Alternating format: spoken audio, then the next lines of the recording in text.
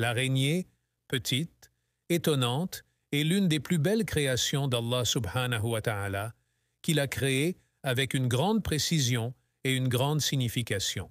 Mais beaucoup d'entre vous se demanderont probablement pourquoi Allah a créé les araignées. Les araignées sont d'une grande importance et sont extrêmement importantes pour les gens, et pas seulement, et elles sont si importantes pour l'humanité que si toutes les araignées disparaissaient, cela aurait des conséquences catastrophiques pour l'humanité. Ce que vous allez apprendre dans cette vidéo changera à jamais votre attitude envers les araignées et votre compréhension de celles-ci.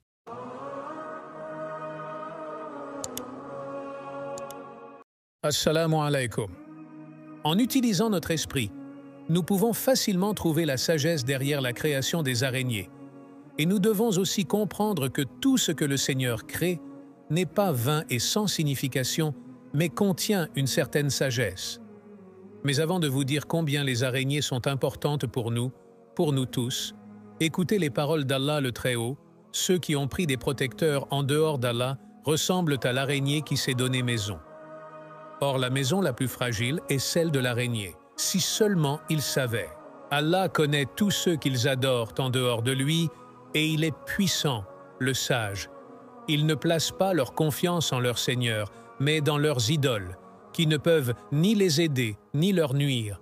Et ces idoles ne peuvent même pas se protéger elles-mêmes. Alors comment pourraient-elles protéger les autres? Il y a beaucoup de sagesse derrière la création des araignées. Tout d'abord, frères et sœurs, nous devons comprendre qu'Allah a créé les animaux et les insectes pour le bénéfice de l'homme, et que les animaux et les insectes font partie de ce vaste univers, comme Allah Tout-Puissant le dit dans le Coran. C'est lui qui a créé pour vous tout ce qui est sur la terre.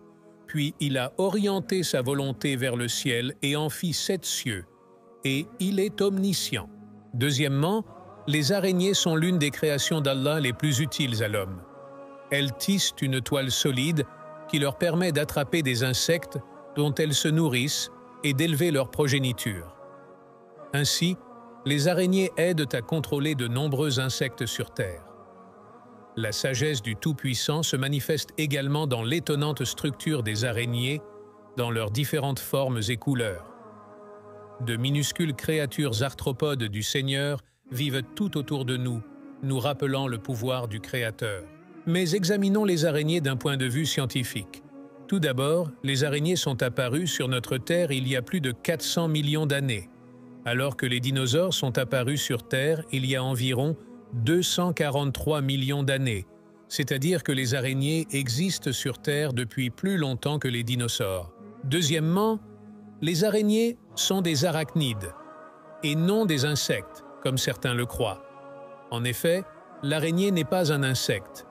Une araignée appartient à la classe des arachnides. Il existe un certain nombre de différences entre les insectes et les arachnides. Les insectes ont 3 parties du corps, la tête, la cage thoracique et la cavité abdominale. Les arachnides en ont 2, le céphalothorax et l'abdomen. Les insectes ont 3 paires de pattes, tandis que les arachnides en ont 4. Les insectes ont une paire d'antennes, tandis que les arachnides n'en ont pas, bien que leurs pattes puissent ressembler à des antennes ou à des jambes. Les insectes ont généralement des ailes, mais il existe aussi des formes dépourvues d'ailes. Les arachnides n'ont pas d'ailes. Parlons maintenant de quelques faits intéressants sur les araignées. Tout d'abord, il y a plus de 50 000 espèces d'araignées sur Terre. Deuxièmement, le nombre d'yeux. Les organes visuels des arachnides sont de simples yeux, dont le nombre varie de 2 à 12 selon les espèces. Chez les araignées, ils sont situés sur le bouclier céphalothoracique. Le troisième fait surprenant est qu'il y a en moyenne 131 araignées par mètre carré de terre dans le monde. Il s'agit d'une statistique moyenne qui peut varier d'un pays à l'autre et d'un endroit à l'autre, comme beaucoup d'autres faits scientifiques. Mais imaginons et posons la question suivante.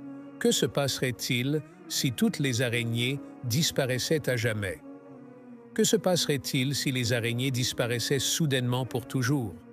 Et donc, tout d'abord, cela engendrerait de nombreuses pertes en vies humaines, ce qui pourrait même atteindre des millions de personnes.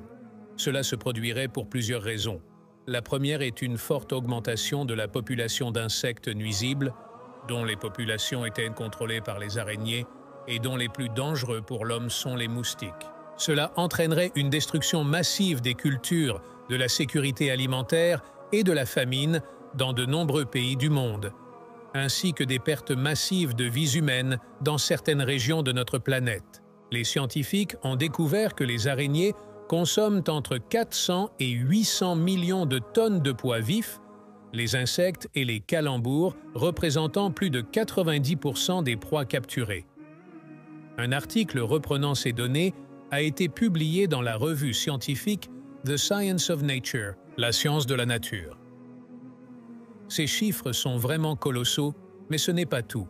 Dans le même temps, la biomasse totale de 8 milliards de personnes représente environ 408 millions de tonnes. Si nous partons du principe qu'une personne pèse 51 kg, nous rappelons que les adultes et les enfants sont pris en compte.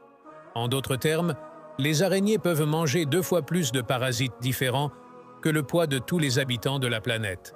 Et, encore une fois, ces calculs sont approximatifs. Oui, toutes les araignées sont venimeuses, mais la plupart d'entre elles, à l'exception de quelques espèces, ne représentent pas un danger pour l'homme en raison de la faiblesse de leur venin et de leur incapacité à mordre à travers la peau humaine.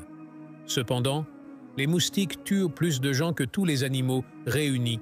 Pour être plus précis, pas les moustiques eux-mêmes, mais les maladies qu'ils transportent.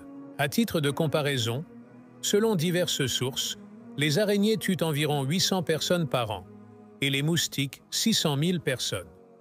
Encore une fois, les statistiques peuvent varier considérablement d'une année à l'autre et d'une source à l'autre. Imaginez le nombre de personnes qui mourraient si les araignées disparaissaient. Cependant, le Seigneur protège l'humanité. La deuxième chose est qu'il pourrait y avoir un affaiblissement des chaînes alimentaires dont les araignées faisaient partie, une perte partielle de la biodiversité. Cependant, d'autres organismes sont susceptibles de remplir les niches écologiques vides. Et ainsi de suite.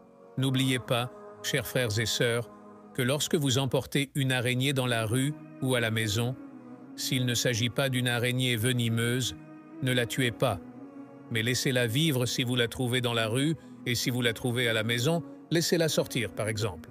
En l'attrapant avec un chiffon sec et en la relâchant dans la rue, n'oubliez pas que l'araignée réduit le nombre de moustiques, de moucherons et de mouches, car elle s'en nourrit. Après avoir appris tout cela, nous ne pouvons que nous émerveiller de la sagesse de la création des araignées, ainsi que de la puissance du Seigneur suprême, Allah subhanahu wa ta'ala. Et il sait toujours mieux. Qu'Allah nous guide et nous préserve. Amin.